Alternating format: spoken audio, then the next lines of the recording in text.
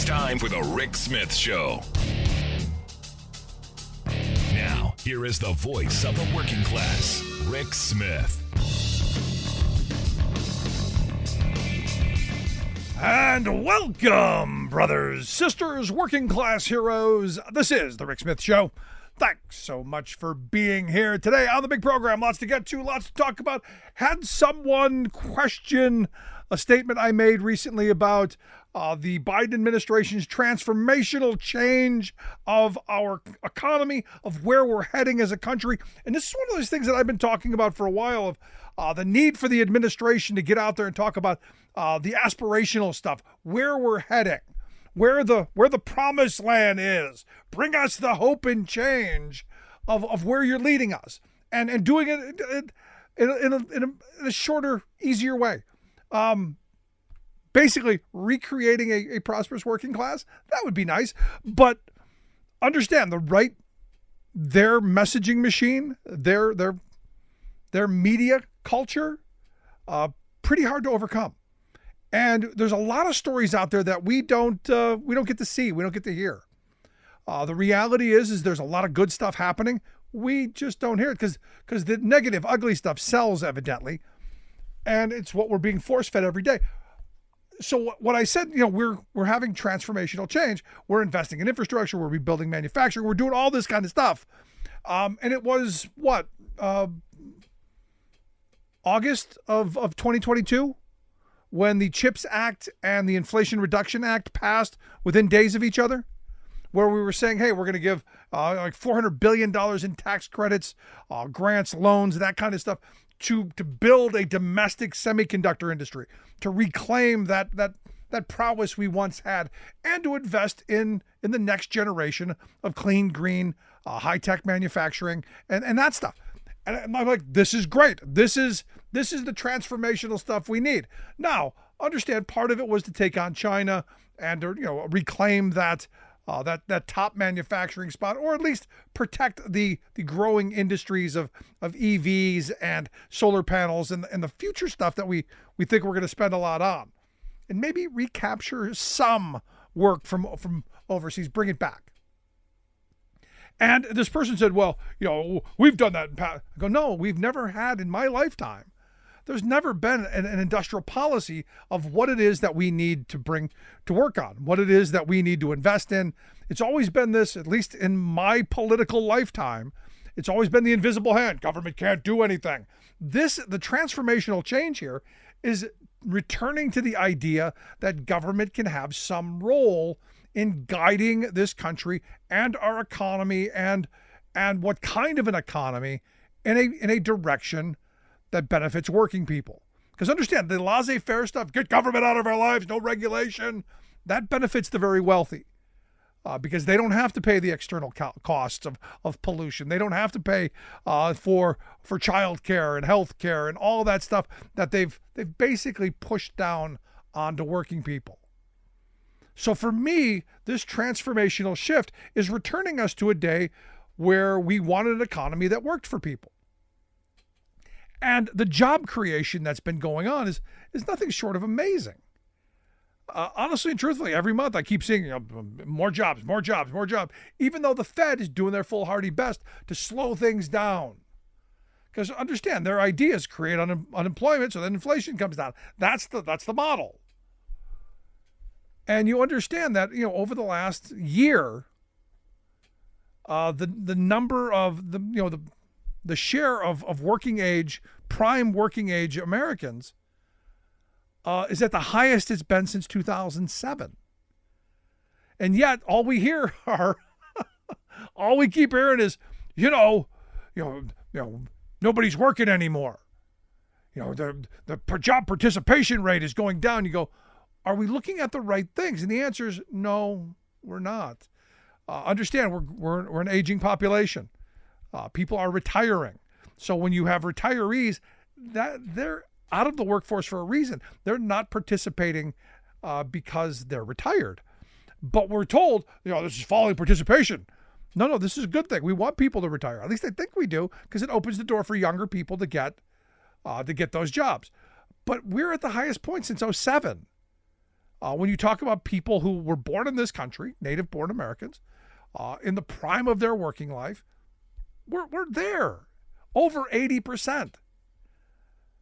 And yet you don't hear that from the corporate-controlled mainstream media. You don't. And understand, Biden's record, if you're honest, were record investments in manufacturing spending, record investments in infrastructure. He's got a record of unemployment that, I got to tell you, second to none in my lifetime. The stock market, if that's your barometer of how the economy's doing, actually never better. You look at the fact that he pulled off one of the greatest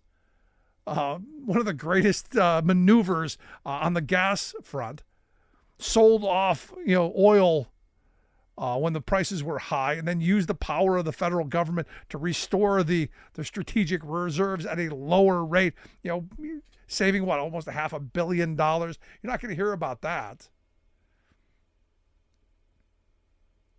because that's good news. It's what we should be doing.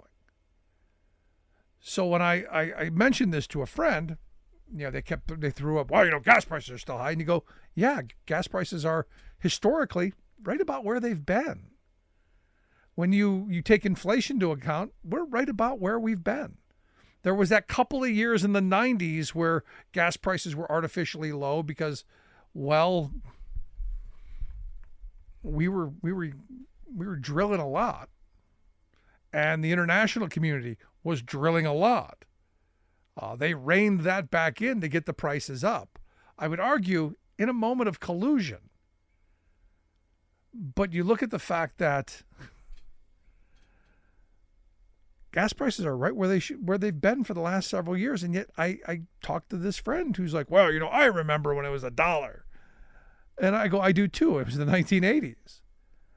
But in today's dollars, it's about the same when you adjust for inflation. Now, we can talk about whether inflation has been a good thing or a bad thing. It's been a bad thing because wages have not kept up. Had wages kept up, had we had the union strength that we had in the 70s for the workers in the 80s and the 90s and the 2000s, it would be a whole different story.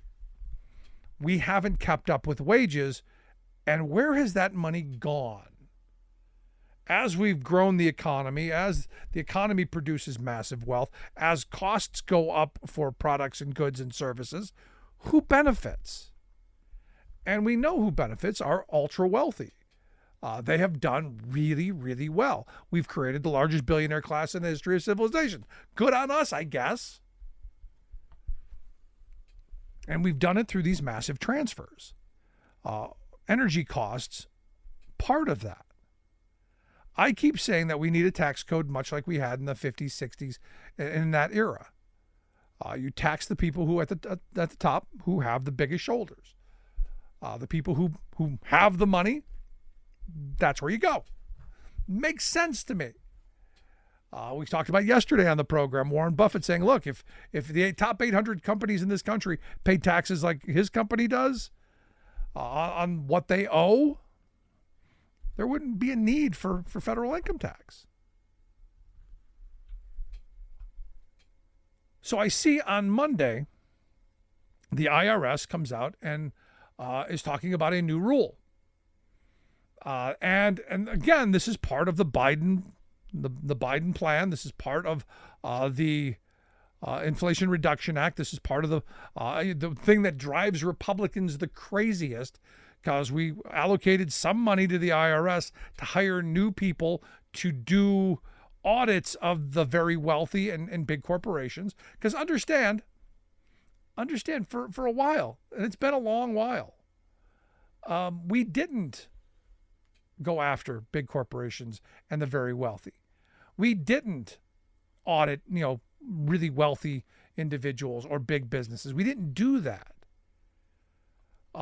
Because they're complicated. They're hard to do. They're hard to go and get these people to pay what they owe, because, again, they've got armies of lawyers and all of this stuff. So if you don't have the resources to take them on, chances are not going to do it. And we've been doing this from the Bush era forward, because if you remember, you go back to the Bush years, one of the things that George W. did was cut funding to the IRS, and that cut the number of audits of very wealthy people. So what did they do? They went after the low-hanging fruit. They started going after working people. Because hey, we got to find the pennies. The dollars are out there, but we got to find the pennies. So who'd they go after? They went after poor people who may have gotten the earned income tax credit and may not have really, really desperately needed it. Seems to be good conservative policy. Beat up on the poor people, leave the very wealthy alone. But the Biden folks are saying, nope, we're going to use these resources, and we're now going after this partner basis shifting. And what it basically is you have corporations who just move money around, move assets around, move things around to other related partners, and this way they can avoid paying taxes. It's a shell game. Or when I was a kid, they used to play 3-card money. It's you find the queen. You never do. But what this kind of thing has done is it's given the very wealthy and their tax avoidance attorneys another tool to avoid paying what they owe to our country. And, as I said, previous years, because of underfunding, the IRS cut back on auditing these big corporations, so they were getting away with it. And all of this stuff became common practice and the kind of thing you just kind of let go. So now the IRS is saying, hey, we need to go after some of this stuff. They say the filings for large pass-through businesses, the big corporations, who use the kind of tax cheating or tax avoidance. They're saying that it increased from 2010 to 2019 by 70%. So again, 2010 is an interesting year because the Bush years ended in on January 20th, 2009. His policy to cut that funding to the IRS and thus get rid of some of those agents. It'd be interesting to see if they went back to that date and how the increase in this use of this gimmick was played out. Because look, if there's no cop on the beat, what are you going to do? You're probably going to see people cheating. So now what they're saying, is we're going to go looking at this. Audit rates over that same period of time, this is the interesting part, fell from 3.8% down to 0.1%. So at a time when you're seeing them using this more, where they're using this gimmick more, you're seeing the auditing of them fall. So do you think, just kind of throwing this out here, do you think that this could mean a lot of money? Well, in a statement by the Treasury Department, they're saying estimated about $160 billion gap in what our wealthy 1% likely owe and what they actually pay. $160 billion. And you stop and think about, what could we do with $160 billion a year? What kind of investments could we make? What kind of improvements in our country? What problems could we solve? I saw a thing the other day said for $45 billion, $45 billion a year, we could end homelessness. So you stop and you think about this, $160 billion. We could easily end homelessness 3 times. But are we going to? Sadly, no. Or at least I hope we will. Hopefully this shift in policy, hopefully this shift in direction, this transformational change will get us moving in the right direction and being able to invest in the things that we need to do, the things that we want to do. Like I said, manufacturing, infrastructure, healthcare, education, social policies to make sure that we have a safety net under people's feet so that when they fall, they don't fall that far. Now, according to the report, the IRS plans to raise their audit rates with people who have assets over $250 million to 22.6% by 2026. And you go, wow, that doesn't sound like an awful lot.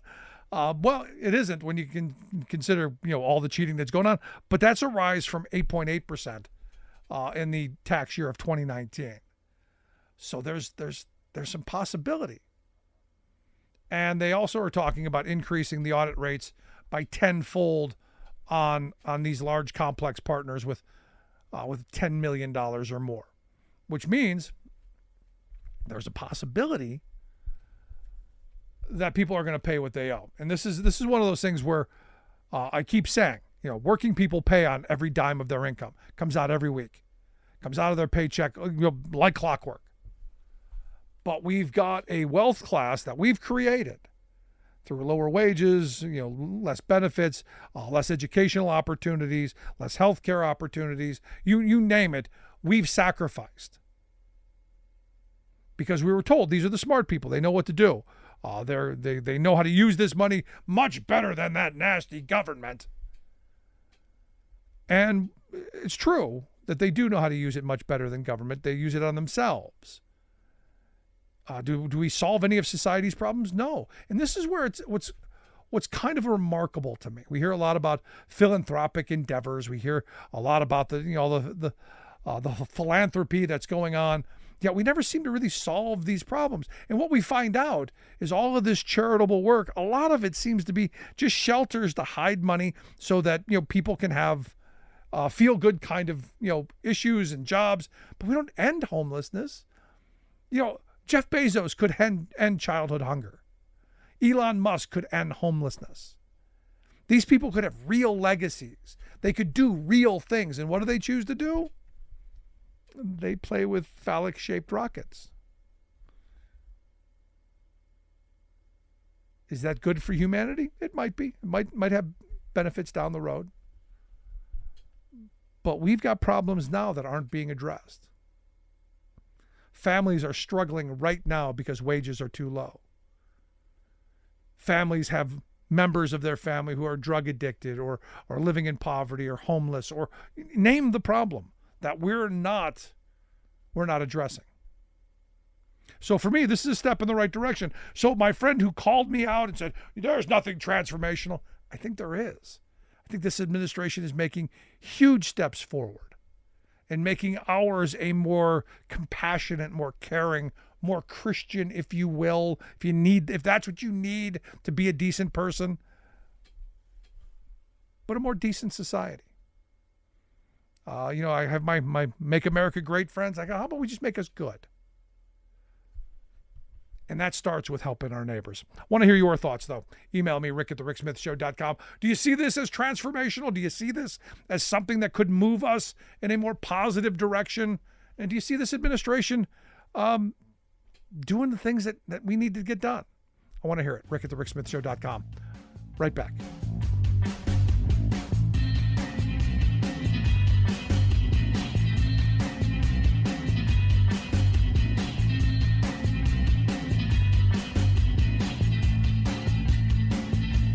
We are AFGE, the American Federation of Government Employees. We represent 700,000 federal and D.C. government workers who are the vital threads of the fabric of American life. We support our nation's military. We take care of our nation's veterans. We protect our nation's borders. We respond to our nation's crises and natural disasters. We provide services to our nation's seniors. The American Federation of Government Employees. We work for America. We are AFGE, the American Federation of Government Employees. We represent 700,000 federal and D.C. government workers who are the vital threads of the fabric of American life. We support our nation's military. We take care of our nation's veterans. We protect our nation's borders. We respond to our nation's crises and natural disasters. We provide services to our nation's seniors. The American Federation of Government Employees. We work for America. Welcome back to The Rick Smith Show. Now, here is Rick Smith.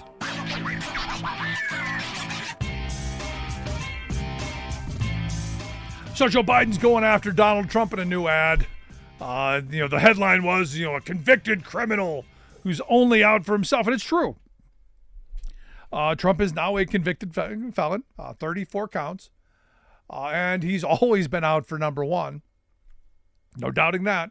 And, I don't know how effective this ad is going to be because I know a lot of the Trump supporters, the fact that he is a criminal is what is, and don't take this the wrong way.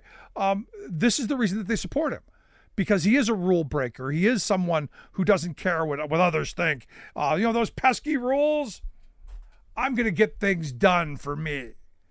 So come on, you remember when he said, I don't pay taxes because I'm smart. People are like, yeah, he doesn't pay taxes. He's smart. This whole idea, I can do whatever I want. I see a woman and I move on her like a you-know-what, grab her by the you-know-what. They voted for him knowing this. So do you think 34 felons is going to matter? No, not really. But they're putting $50 million into an ad buy for June, where we're going to hear the ad, talking about how, how Trump's for himself. And the truth of the matter is he is. And now the ad does say, look, we need to make sure that every day, Joe Biden is fighting for average everyday working people, while Trump is, all Trump is talking about is himself. How he's going to get retribution and revenge and all of this stuff. As I keep saying, do I want the guy who talks about getting things done or the guy who gets things done? Biden's been that guy. The other question we hear, and I haven't heard much of it since Alabama Senator Katie Britt, stepped on it or stepped in it. Are you better off, today than you were 4 years ago? Yeah, a lot better off. Democracy wasn't under attack. We're not locked in our homes anymore. Granted, gas was like $2 a gallon, but understand, nobody was buying gas. The oil company's like, we got all this gas, nothing to do with it. Nobody's on the roads. But never mind that. But 4 years ago, Donald Trump was asked an interesting question. He was about to have a big rally in Tulsa, Oklahoma, and he was asked by a reporter. I said, look, COVID cases are on the rise in 22 states, including Oklahoma, where you plan to hold a big rally. Aren't you worried about people getting sick? So he's asked point blank 4 years ago. Now, are you worried about people getting sick at your big rally? And his response is, no, we're not concerned, actually. No. And the reason I bring this up is because, the 2022 Tulsa rally on June 20th was one that Herman Cain attended. Now, you may remember Herman Cain. He was a Republican presidential candidate, had the 999 was his plan. And he also, every piece of legislation would be 2 pages long because, of course, big complex problems can be, boiled down to a few talking points on 2 pages. But he attended the June 20th rally in Tulsa, Oklahoma. There are pictures of him not wearing a mask. There are pictures of people in the crowd not wearing a mask. So long story short, June 29th happens. Herman Cain is tested positive for COVID-19, admitted to an area hospital 2 days later. He passes, at the end of the month, on July 30th, he passed at the age of 74. So he fought it for a while. And I remember during that period, people saying, no, he didn't get it in Tulsa. No, it isn't COVID was the other thing. No, he had cancer years ago. It's the cancer that got him. They were so concerned that people would go, hey, Herman Cain died of COVID. He was one of the anti-vax people. He was one of the anti, mask people. He was one of those. Yeah. Because I remember, July 2nd is what they're saying. The Cain staff said, there's no way of knowing how he got it. There's no way of knowing where he got it. Who knows? Who knows? You know how we know? Mark Meadows, evidently, as quoted in Cassidy Hutchinson's book, Mark Meadows said that, quote, we killed Herman Cain. And look, I'm not pleased about that. I want no one to die from this. But it's interesting that the people who are out there saying it's not a big deal, don't wear the mask, don't do all this stuff, are the ones who are suffering from it. And in a functional society, we would point out, you go, look, people do dumb things. There are consequences for dumb things. So the former pizza tycoon, passed from the thing that he said wasn't a big deal, and did it and got it from a guy who said he wasn't concerned. And for me, this is a kind of an important little story, in that, as I've always said about Donald Trump, I believe he only cares about himself. I believe he only cares about number one, and the rest of us can step in number two, which sadly we have done. Every time he talks about something on a policy front, it's hollow, it's empty. There's nothing there. I remember repeal and replace Obamacare. And he talked a great game. We're going to have the best. It's going to be universal. It's going to be portable. It's going to be cost effective. It's going to be cheap. You're going to get everything you want, and it's going to cost virtually nothing. And you go, well, do you have a plan for that? Well, we've got a secret plan. Let's first destroy what's there, and then we'll roll out. And I, at the time, was saying, look, we know what the plan is. It's what the Heritage Foundation and not the original Heritage Foundation, plot, which was the Affordable Care Act. What came later, after they realized, the Democrats took our idea and did all the things we said to do, but we can't give them the win, so we've got to come up with some other bad ideas. So we couldn't repeal and replace that. What you ended up with is, well, we have a plan. And had they come out with a plan and said, look, this is what we're going to replace it with, I'm sure they would have gotten some support. They had nothing. Not even the bad ideas, I think. And this is when I think of Trump, because we lived through 4 years of a Trump presidency, this is what I think of. What's the saying? All hat and no cattle? This is a guy who's all hat, no cattle. There's no substance there. I like Joe Biden because there's substance to the policies. There's a goal, there's an aim, there's a direction, there's a point. And it's not just anger, it's not just, hey, look at me, it's not let's turn a funny phrase or call somebody a name. It's actually directed at making lives better. And that's what I like about Joe Biden. And that's what I like about the fact that the policies that they're moving on are about rebalancing our economy in a way where there is some fairness. There is a place where if you work hard and play by the rules, you can actually get ahead. There are opportunities there. That's what I like about it. And I hope as the days, weeks, and months come along, I hope more people come on board and realize one guy's full of a lot of hot air. The other guy's just showing up with his jelly bucket and doing the job. Want to hear your thoughts? Email me, rick@thericksmithshow.com. When we come back, Scott Paul's going to be here to share some thoughts on a new report that they've got out over at the Alliance for American Manufacturing. Back after this.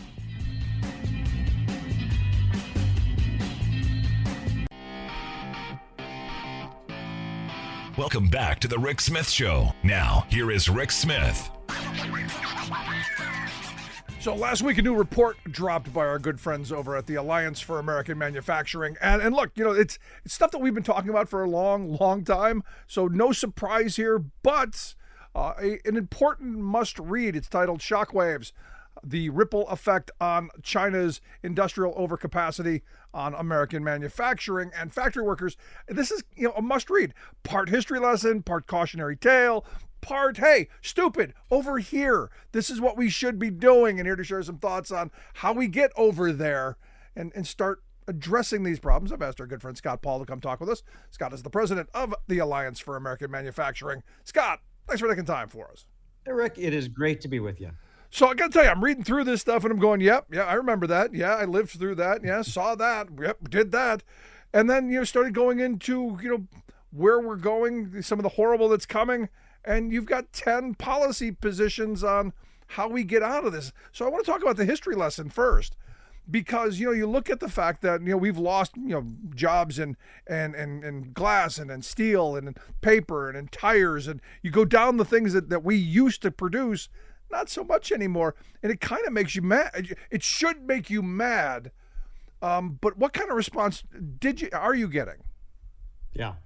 Well, thanks, Rick, for lifting this up, because we do think it's important. And nothing's going to make your eyes glaze over faster than hearing the word overcapacity, right? It's an economics term, but what it really means is, are we going to have jobs that are good, or are we not going to have jobs that are good?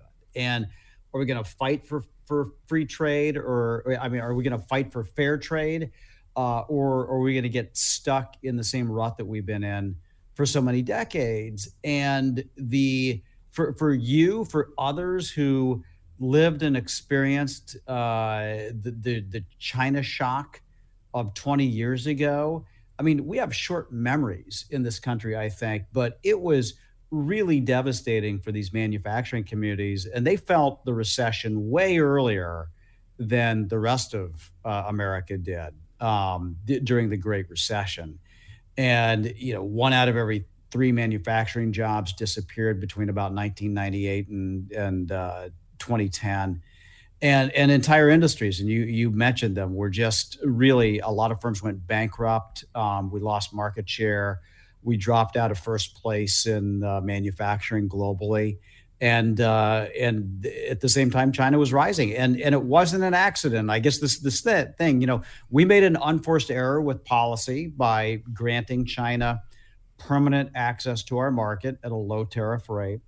But at the same time, China didn't live up to its commitments at all. And instead, we saw a bunch of industries wiped out. And so, like now, for instance, the biggest flat glass company in the United States is a Chinese company that set up shop in Dayton, Ohio, after it wiped out like almost everybody else. So I just don't want to see that for a lot of industries. That's just not healthy for our economic security. Especially for the things that are going forward. I mean, there are going to be new industries at some point. We'd like to keep them here. But you said it was an unforced error, and I wholly disagree.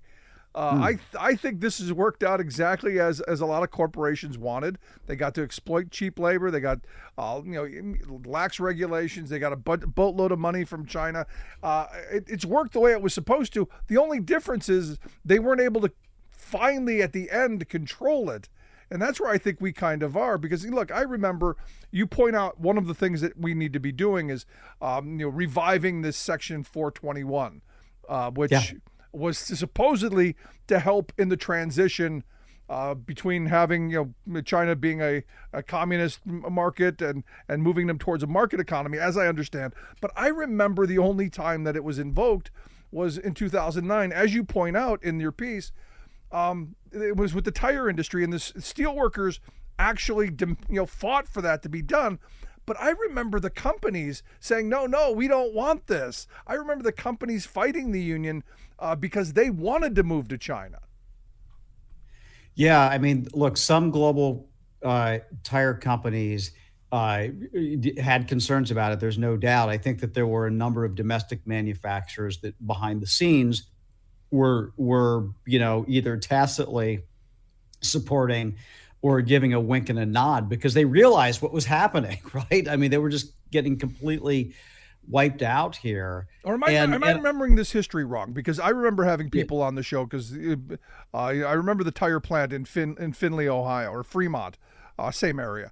But the company, they wanted to move. They were all packing up, ready to go. Look, some of them did. There is no doubt about it. But some of them did. But there were a few who behind the scenes were like, we do need some tariffs in order to keep some of the production that we have here. So, that's part of the rub is that the more globally exposed these businesses are, and by globally exposed I mean like they have factories all over the place, and they're importing back into the United States, the less likely they're going to want to get tough on China. So, but now we're at the breaking point, so that you have, and this is just lifting us forward a few decades, where the big companies that make EVs in the United States, like Ford and GM, have major concerns about Chinese autos, right? And want to see some trade action. And so there has been big, and their hands have been burned, right? I mean, I think this is your point, is that, it worked until it didn't work for a lot of these global companies. And now. No, that's the point. I mean, as you also point out in in the report. You know, the solar panels. We should be dominating the world in solar panels. They were invented here in 1954. You know, you go all of this time, we could have been perfecting this. We could have been building this industry, but no. I've got economists and listeners saying, no, we should allow the cheap flood of Chinese solar panels in because, you know, climate change is more important than the jobs, Scott. Yeah. Well, I mean, they miss an important point. And one is that there would be very little support for clean energy policy if it didn't have a Made in America component. So that's number one. I mean, you wipe out a big part of that coalition, right? And so I think it becomes politically untenable. But I think even more important than that is that this idea that price and cost are the same thing, and they're really not. I mean, the price you pay for a dumped good is very cheap, but the cost, you know, is enormous, and you're basically helping to preserve a system that exploits labor and the environment, and you're cutting off job opportunities for your neighbors. And there is a big cost to that comes back to bite you, even if you get a cheap first price there. And in the long run, we're not better off having a system like that. And we're much better off having a system where we make sure that those products are priced the way they should be, and that we're developing those industries in the United States with investing in workers and innovation and having Buy America preferences and developing consumer incentives. And when you do that, you're going to bring the cost down of those vehicles in the United States. And yeah, you're going to keep out the Chinese companies that have direct connections to the government, that have supply chains that are riddled with labor exploitation. And in the case of solar panels, that are making those solar panels in a way that would make any environmentalist blush, because it is not, it's not an environmentally responsible way. So I do think that we need to take on that issue of price, because it's just not, there is a fair market-based price, and then there's the ridiculous. And if it seems too good to be true, it usually is. Yeah, but we've been sold, our entire lifetime on this, hooray for me and the heck with everyone else. So clearly this is going to be something that sells, because I got a good deal and I don't necessarily care about you, until it comes around to where, that was me too. Yeah. Well, and here's the thing, and this is the way that tariffs work that people don't understand. I mean, if there's a 25% tariff that's put on a product that you want from China, that does not mean that the price that you pay for it is going to go up 25%. But here is what's going to happen.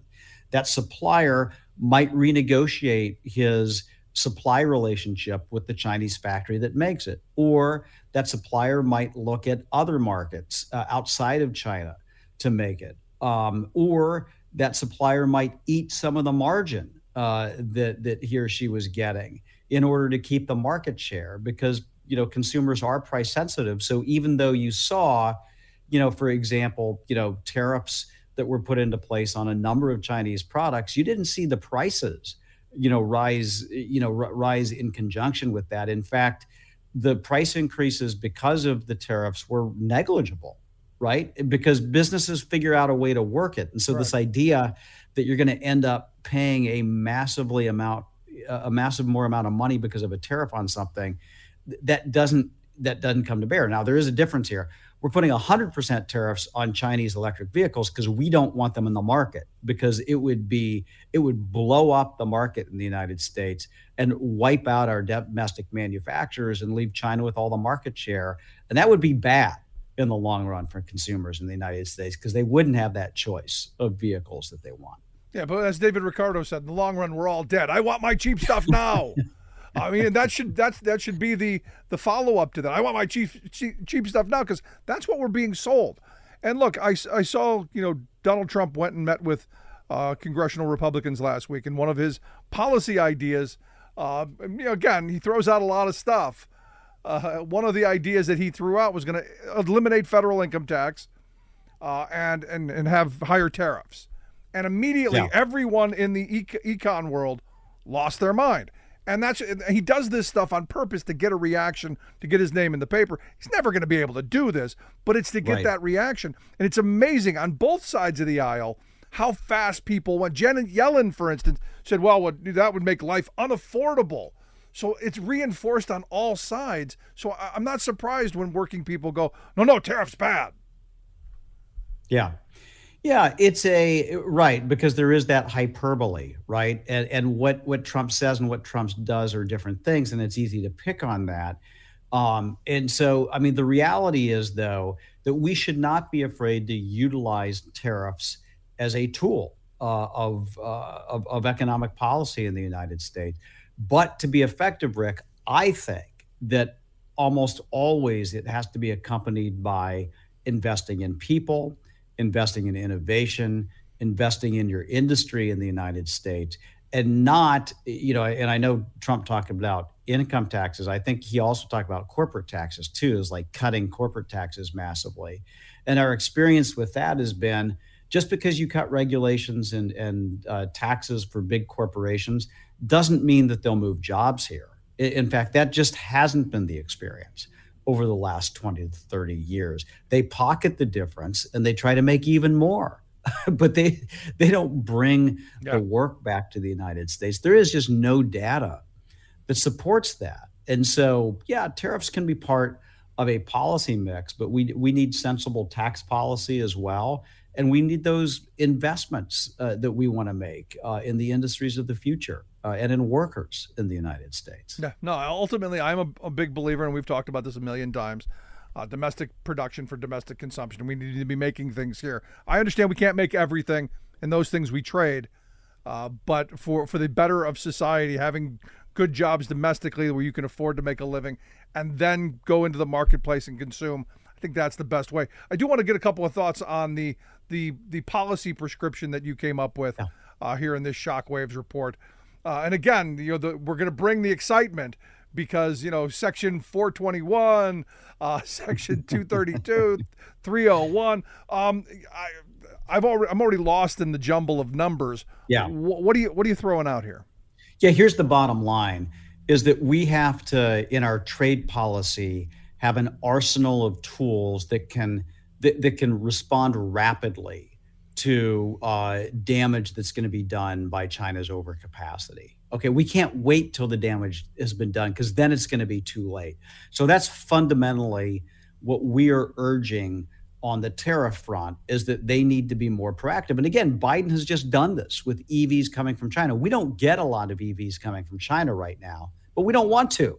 And so that's why those tariffs were put on. But this is also true in some other industries. We also think that we need to tighten up some of the incentives that are being provided in clean energy to make sure that they're not being applied to Chinese products, basically, or that those Chinese products are getting in through other countries and trying to avoid tariffs altogether. So that's the essence of our policy argument here, is that it's not rocket science in terms of how we deal with this, but that we do have to take it head on. And the last thing, and this is something, by the way, that Trump was totally unwilling to do, is I think we do need to work with our allies, because we're stronger with the united front, and you can't play one trading bloc off the other then. And so, we want to encourage the EU, the European Union, to put its own tariffs in place on EVs, which it seems willing to do. They should be higher, but at least they've started that process, and we need to continue and build on that, because we will be stronger if we're in this together.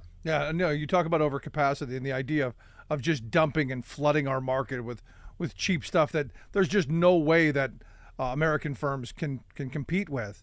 I'm sorry, you just don't, just in a basic sense of fairness, in a basic sense of how to run a society, that's horribly disruptive and destructive and shouldn't be allowed on either side of the aisle. So do you find, and I guess this is where I want to kind of wrap this up, do you find that this message is unifying?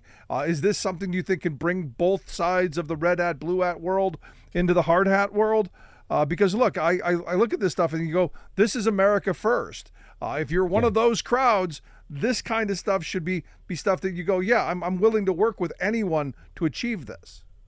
Yeah, I think there is that possibility, and obviously there's degrees of agreement too, Rick. It may not be 100% agreement, but I think we're getting closer to a general consensus on that. And you've seen the shift in the Democratic Party, and I think it's been pretty welcome, right? I mean, it's not complete, but I think it's been welcome. And among Republicans, there's still that divide between kind of like the Trump folks and then the business roundtable kind of big business folks as well, who will always oppose a policy like that. So there is a split, but I do think that there's a conversation that could be had. I do wish that the Republican populists that support tariffs would also support these domestic investments in infrastructure, in semiconductors, in these other industries, because I do think that is, an important part of the solution here. And that's the way we've done it in America. I mean, that's the way Lincoln did it, or Henry Clay proposed it, or Hamilton proposed it, or what have you. It's been a combination of that has been the most effective, and that's what we need to get back to. Oh, absolutely. Scott, as always, great stuff. Appreciate the time. Look forward to having you back again real soon. Thank you so much, Rick. Appreciate it. Our good friend Scott Paul, president of the Alliance for American Manufacturing. Make sure you check out their new report, Shockwaves, the ripple effect of China's industrial overcapacity on American manufacturing and factory workers. We'll just put it out on social media. You can find it there. Quick break. Right back.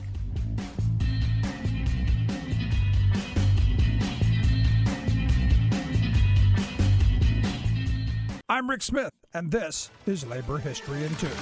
On this day in labor history, the year was 1918. That was the day that the St. Paul Federation of Women Teachers, Local 28, received their charter from the American Federation of Teachers. That next February, the Minnesota Women's Union was joined by the St. Paul Federation of Men Teachers, Local 42. Organizing separate locals by gender was common at the time. It was not until 1957 that the teachers united together into one local. One of the founding members of the Women's Local was Mary McGuff. Mary had been a teacher since 1903. She was still an active participant in the union in 1946 when the Women Teachers Local 28 led the first organized teachers' strike in United States history. At the time, the idea of a teacher strike was practically unheard of. In fact, strikes by public sector workers were explicitly forbidden and illegal. Despite this, 90% of the teachers voted to walk out on strike. The core issues of the strike were improving education, including a demand for smaller class sizes and improving the crumbling infrastructure of the city's public school system. The men's local joined the women on the picket line, but it was the women who organized the action. Mary McGuff was nearly 60 years old at the time. During the 6-week strike, Mary took to the radio. Her voice shared the story of the strike with the public. One striker remembered that Mary was able to cut politicians to threads, but did it in a very ladylike fashion. Finally, the strike ended in victory for the teachers. In 1969, the union established the Mary McGuff Award, which honors teachers for the advancement of education in the St. Paul schools.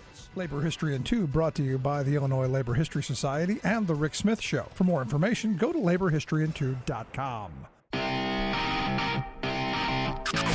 You're listening to The Rick Smith Show, where working people come to talk.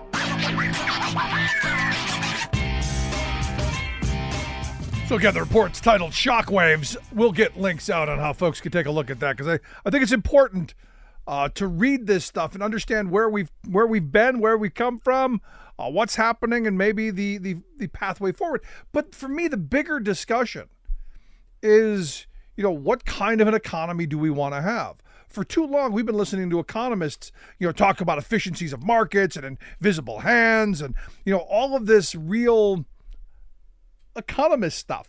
It's not called the dismal science for no reason. Because look, it's about squeezing the quarter till the eagle screams. It's about getting rid of redundancy and taking advantage of synergy.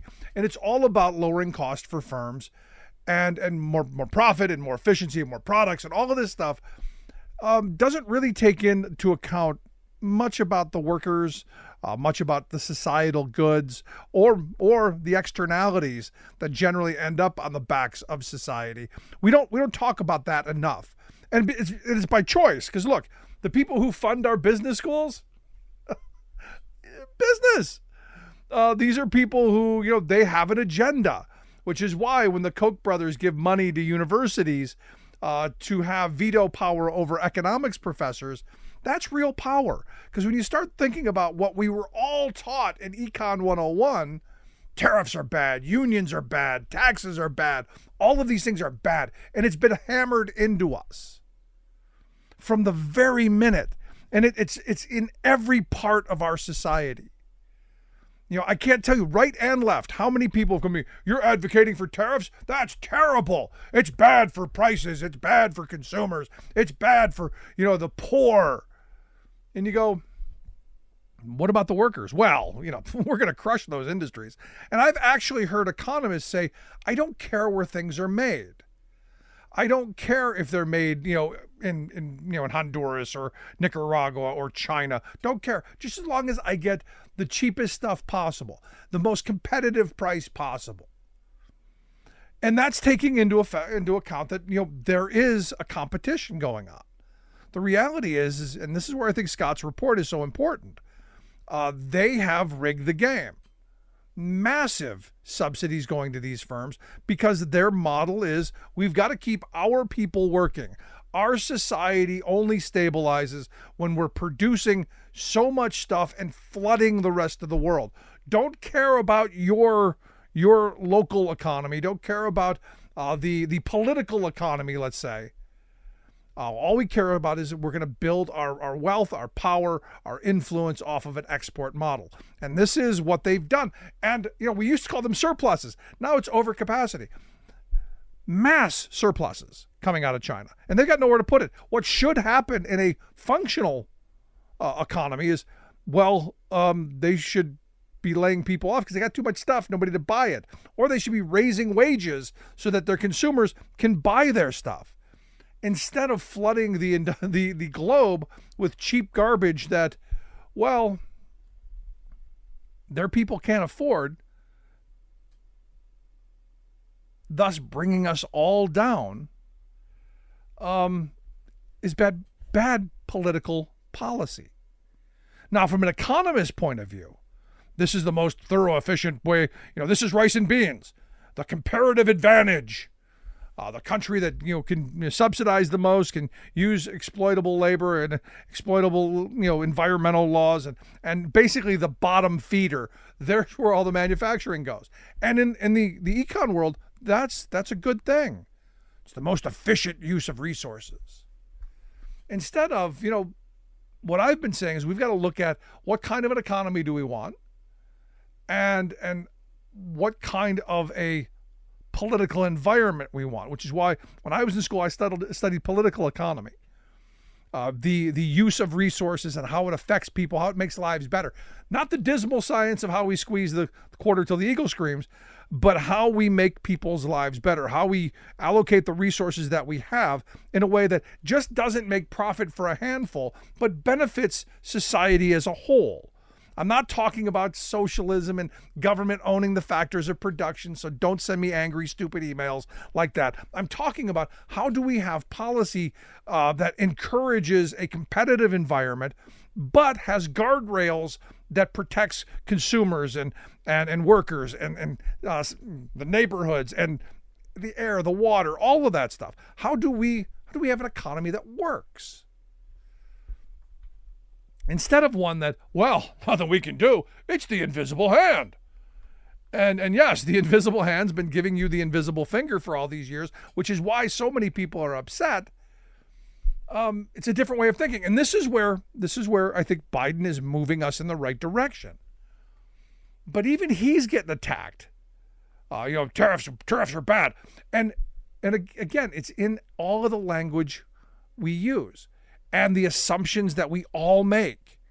I was reading an article about Trump's brainchild that we're going to do away with all the federal taxes, and we're going to do tariffs, which is really not a great idea. But Janet Yellen, said it's going to make life unaffordable if we do that. And in the article, they wrote that the cost of the tariffs, however, would undoubtedly be passed on to the consumers, resulting in higher prices and on any type of product that's imported. And one, my mind goes, I'm not horribly opposed to that because I believe in domestic production for domestic consumption. We should have competitive markets here at home. But it's this undoubtedly passed on. No, not undoubtedly. If the price is too high, consumers aren't going to buy it. It's pretty much that simple. Or am I missing something here? That's the part that I find interesting in all of this. But I want to hear your thoughts. Email me, rick@thericksmithshow.com. Tell me what you think, what's on your mind, all of that. You can hit me up at rick@thericksmithshow.com. Also, if you miss any portion of the program, make sure you grab the podcast. Wherever you get your favorite podcasts, you will find ours. Freespeech.org. That's the website for video content. Make sure you check out the incredible work our friends at Free Speech TV do and all of the great shows there. As always, appreciate you being here. Thanks so much. We'll see you back here next time.